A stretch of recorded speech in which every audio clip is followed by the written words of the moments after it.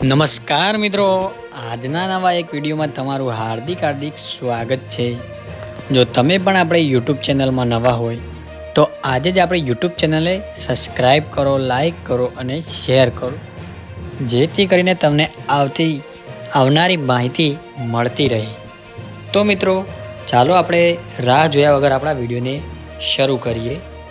તો મિત્રો આજનો વિડીયો આપણો રહેવાનો છે ગુજરાત રાજ્યના પેન્શનરોને 10 ઓગસ્ટ બાદ પેન્શનમાં વધારા ઉપરાંત આ મોટા 3 લાભો।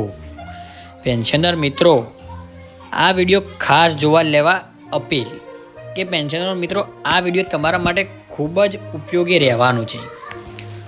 તો મિત્રો, કેન્દ્ર સરકારના કર્મચારીઓએ 8 મુખ્ય માંગણીઓની યાદી સાથે 8મા પગાર પંચની રચના માટે દબાણ કરી રહ્યા છે, જેમાં ગેરંટીકૃત જૂની પેન્શન યોજના, લઘુત્તમ વેતન ₹2026 અને જાન્યુઆરી 2026ના નવા પગાર ધોરણનો અમલ શામેલ છે। 8મા પગાર પંચની રચના અંગે કેન્દ્ર ભલે મૌન રહ્યું હોય, પણ કેન્દ્ર સરકારના કર્મચારીઓ અને પેન્શનરોએ પોતાના કાર ટેબલ પર મૂક્યા છે। તેઓ માંગ કરી રહ્યા છે કે કમિશનની તાત્કાલિક રચના કરવામાં આવે અને ભલામણોને 1 જાન્યુઆરી 2026થી લાગુ કરવામાં આવે।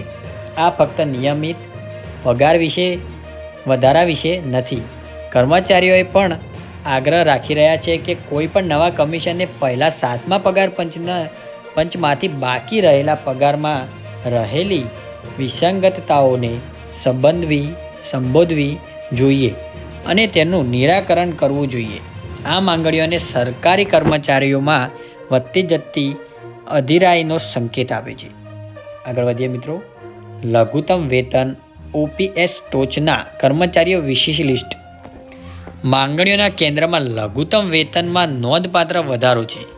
કર્મચારી સંગઠનોનો 26,000 રૂપિયા નક્કી કરવા માટે દબાણ કરી રહ્યા છે।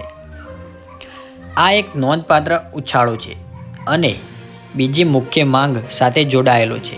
ફિટમેન્ટ ફેક્ટરમાં જે સુધારો જે મૂળભૂત પગાર ગુણાકાર નક્કી કરે છે, કદાચ સૌથી રાજકીય રીતે ચાર્જ કરાયેલી માંગ રાષ્ટ્રીય પેન્શન સિસ્ટમ NPSને રદ કરવાની માંગ છે।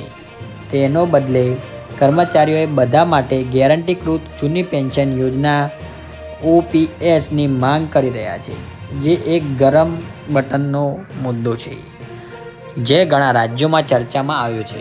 આગળ વધીએ મિત્રો, એના પહેલાં તમને યાદ કરી દઉં કે તમે આપણી ચેનલમાં નવા હોય તો આજે જ આપણી ચેનલ એને ગુજરાતીને સબસ્ક્રાઈબ કરો, લાઈક કરો અને શેર કરો, જેથી કરીને તમને આવનારી અપડેટ મળતી રહે। મિત્રો, વાત કરી હવે આ મુખ્ય માંગણીઓ ઉપરાંત આ યાદીમાં પગાર મેટ્રિક્સનો સંપૂર્ણ ફેરફાર પણ સામેલ છે। કર્મચારીઓએ ઘર ભાડા ભથ્થા, HRA અને મુસાફરી જત્તા TA જેવા મહત્વપૂર્ણ ભથ્થાઓમાં પણ સુધારાની માંગ કરી રહ્યા છે, જે તેમના ઘરે લઈ જવાના પગારનો મોટો હિસ્સો બનાવે છે। સરકારી કર્મચારીઓના પગાર માળખાની સમીક્ષા કરવા માટે સામાન્ય રીતે 10 વર્ષે પગાર પંચની રચના કરવામાં આવે છે।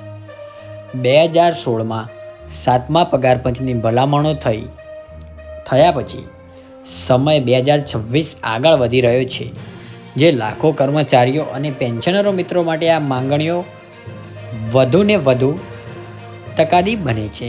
તો મિત્રો, આ હતો આજનો વિડીયો। તમને માહિતી કેવી લાગી કોમેન્ટ સેક્શનમાં જરૂરથી જણાવજો અને તમારો કોઈ પણ જાતનો પ્રશ્ન હોય તમે કોમેન્ટ સેક્શનમાં પૂછી શકો છો। ને મિત્રો, ફરીથી યાદ કરાવી દઉં કે આવા નવા વિડીયો માટે આપણી યુટ્યુબ ચેનલ એને ગુજરાતીને સબસ્ક્રાઈબ કરો, લાઈક કરો અને શેર કરો અને તમારા સગાવાલામાં પણ આ વિડીયો શેર કરો, જેથી કરીને તમને આવી અપડેટ્સ મળતી રહે। તો મિત્રો, હવે આપણે આ વિડીયોને પૂરો જાહેર કરીએ છીએ।